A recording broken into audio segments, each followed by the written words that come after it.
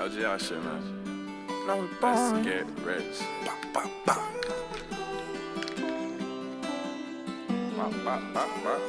YouTube, it's your boy Nando. We back with another video. You already see it, man.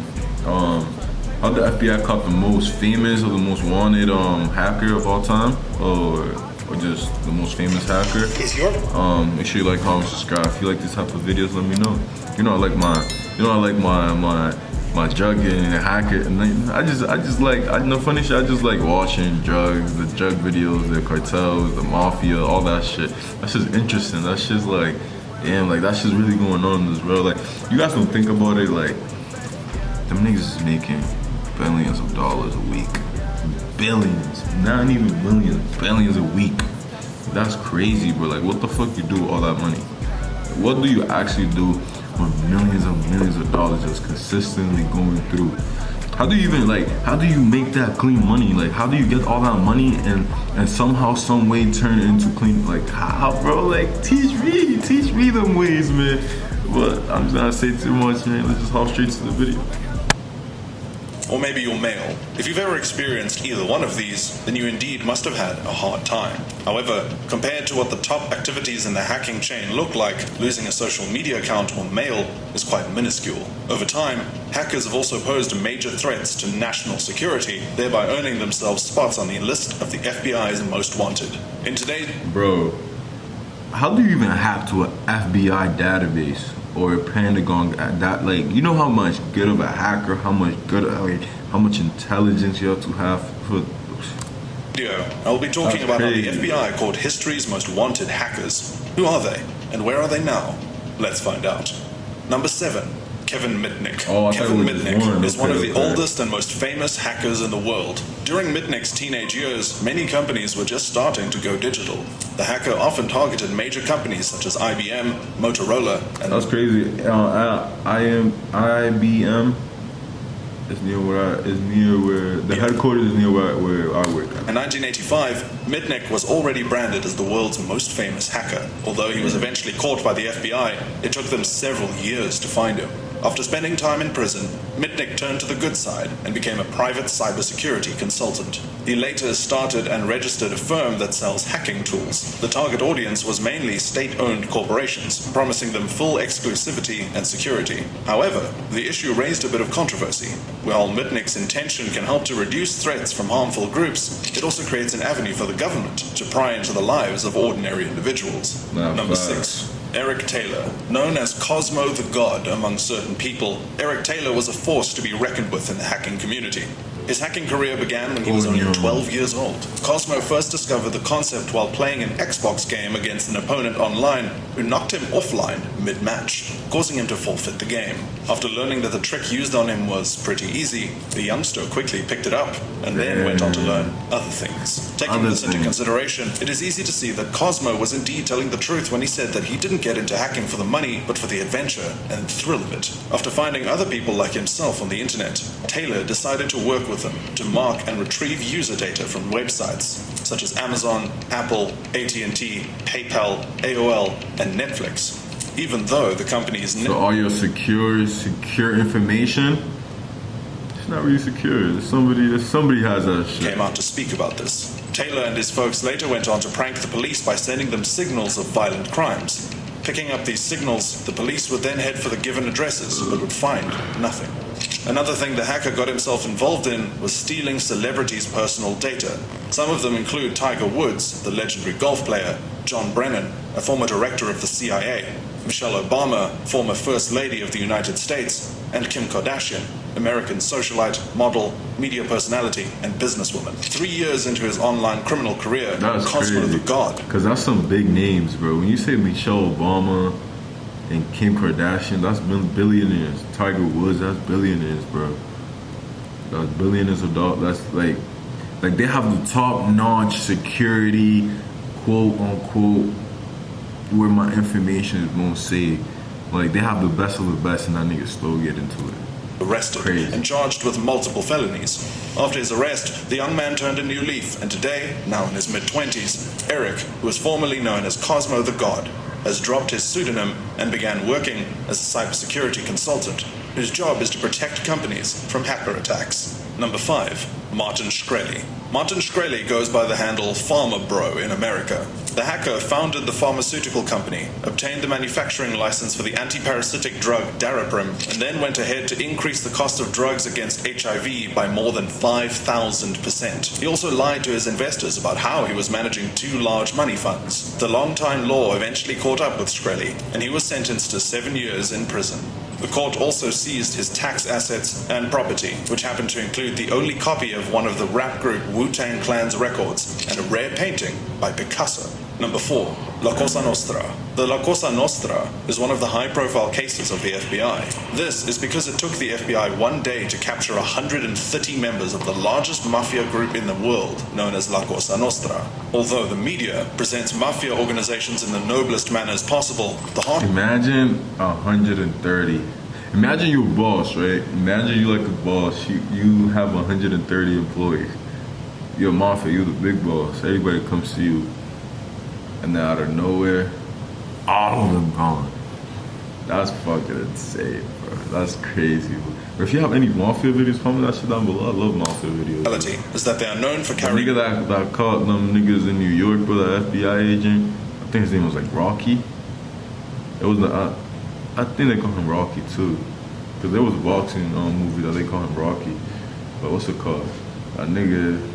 Damn, I don't know how FBI niggas can go undercover. I mean, it's their job, but they can go undercover, not to be detected, and then somehow, some way, get all of them niggas. Robbery operations, murders, extortion, kidnapping, and other violent crimes. In the case of La Cosa Nostra, about 500 FBI agents combined with more than 200 law enforcement officers were employed to carry out the operation. The operation began at 11 a.m., causing the FBI to cart over 100 criminals away. Among the ranks of criminals who were taken into FBI custody were a significant number of seasoned hackers. In an attempt to evolve with the times, La Cosa Nostra employed hackers who were using phishing, social engineering attacks, and SIM swapping, as well as sending malware to victims with the goal of breaking into their bank accounts and stealing their money. The FBI operation lasted for a whole day, and after that was a high-profile trial that took place almost immediately. The trial was said to have caused a great tremor in the mafia's activities on America's East Coast.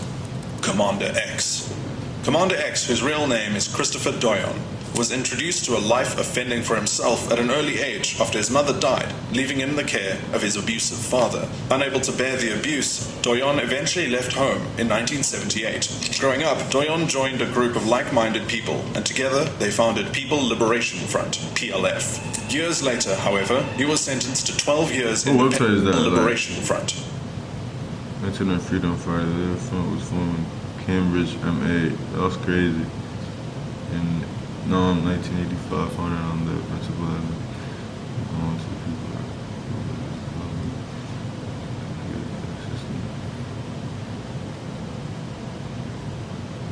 So they just had like a whole website on teaching how to do hacking stuff. Like, if you know what this website is, let me know down in the comments. PLF. Years later, however, he was sentenced to 12 years in the Pendleton Correctional Facility in Pendleton, Indiana, shortly after he was caught selling hits of acid to an undercover narcotics agent at a Grateful Dead concert in Indiana. He was later released in 1997. In 2010, Doyon moved to Santa Cruz in California and joined a local movement known as Peace Camp. Later that year, he took part in a distributed denial of service, or DDoS, attack, which was an attack against the computer servers in Santa Cruz County. The attack caused the website of the county to go offline. A little over a year later, Doyon was indicted on charges relating to the Santa Cruz County incident. He was arrested, but was released on a $35,000 bond after a week. Instead of returning to court for a status conference in 2012, he moved to Canada, and later to Mexico.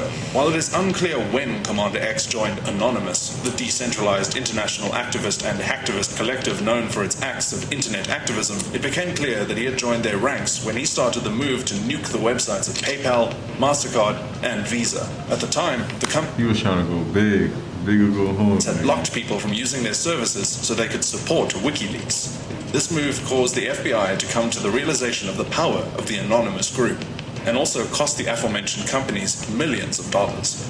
Doyon was eventually arrested by Mexican immigration authorities on June 11th, 2021, and was deported to the United States on the same day. On June 12th, 2021, he was arrested by the FBI and appeared in federal court 3 days later. Christopher was indicted for conspiracy to cause intentional damage to a protected computer, 2 counts of intentional damage to a protected computer, and failure to appear after the pre-trial release. Damn, so that nigga went to jail, got out of jail, did not learn his lesson, went back to hacking to get caught again, bro. Y'all don't think, bro.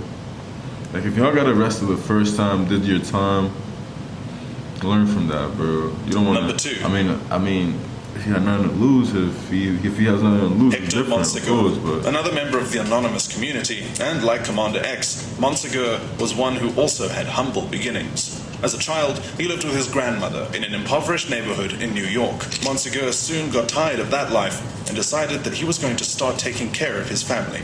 He began to steal credit card data, which helped him take care of bills and also helped him to live a much better life. When Monsegur joined the anonymous community, he began to carry out tasks that weren't as harmless anymore. oh, so they had the little group and shit. He hacked into the website of the Tunisian Prime Minister and uploaded a letter showing support for an activity that was against the law at the time. After that, Monsegur began to attack implementations of the government that the people felt were against them. The last straw for Monsegur was hacking into the website of one of the FBI's branches. This act attracted many agents to his apartment just the following day. After figuring out that the hacker was responsible for over 1,000 hacker attacks, Monsegur was sentenced to 124 years in prison. Seeing as it was impossible to live out his sentence, Monsegur decided to collaborate with the FBI to avoid his sentence. Of the many things he did for the FBI, acting as an informant is also one of them. During the 3rd year of his collaboration, it So he snitched out to, I mean, damn, that's crazy, but damn. recorded that Monsegur 124 years, are you like that's crazy though when the white guy barely got years though, compared to that. It's crazy how the system works. He got 120 years and how to work with the government, and the other nigga went to jail twice already for the same shit and didn't even get twice that amount of years. Crazy. helped the U.S. government, It's crazy how fucking like damn, bro. military, and NASA Damn, to prevent that's over crazy. 300 cyber attacks. Number 1. Marcus Hutchins. Marcus Hutchins, aka the man who saved the internet, was one of the leading hackers who managed to avoid the long arm of the law for quite some time. He was, however, eventually caught after he pulled down a virus that was destroying the data of hundreds of thousands of users. Already, this sounds like a feat that no ordinary hacker can pull off, but Hutchins did.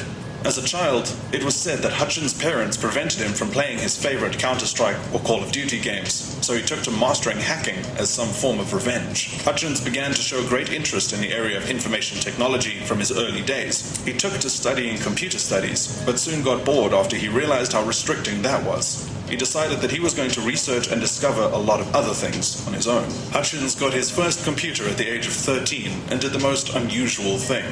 He disassembled and reassembled the computer, making his own modifications. The following year, after I figuring know funny, it's pretty impressive though at 13. out where Internet Explorer stored its encryption keys, Hutchins created the first software whose function was to steal the passwords of Internet users. About 2 years later, Hutchins dropped out of school. 3 years after that, he started working on the dark net, and soon enough, he became one of the leading developers of software that was designed to steal the banking data of a large number of people. Hutchins was soon arrested and wasted no time in confessing to his crimes. His trial lasted for many No funny, I'm on a lie. Y'all like this better or y'all like the light on? Because the light just turned on. I'm not trying to get on. I'm not trying to get up to go turn it on. But if y'all like this better, let me know down in the comments. No funny, I might do these. Because y'all can see me a little. with Hutchins' mind Nah, I already might made do up these. about That's spending funny the rest shit. of his life in jail. Things, however, took a different turn when the judge cleared the hacktivist of all the charges against him. His reason was that Hutchins had earlier saved the world from a very destructive virus. Apparently, this act of goodwill could not be compared to all of his crimes put together. What do you think about it? Well, you're telling me if he was black, he would have been Slum Daddy. Do you think that these hackers deserve some accolades as well? Or do you think they deserve to face the wrath of the law to the fullest extent? I feel like hackers, the U.S. should take advantage of them, If you got them, try to use them for good, I don't wish jail on nobody, man, especially on non-violent crimes, you know? Obviously, if you're stealing people information and using it for your own good, that's different. Try to, like, get them on their side, because they know shit that the FBI probably don't know. They probably knows done stuff that the FBI have never done. So it's like, you know, work with them. What's the worst that could happen, man? But if you like these type of videos, if you like this view, I fuck with it. Because you can see me. You can't see the background. But if you like this type of videos, let me know down in the comments. Make sure you like, comment, subscribe, man. We out, man. Peace.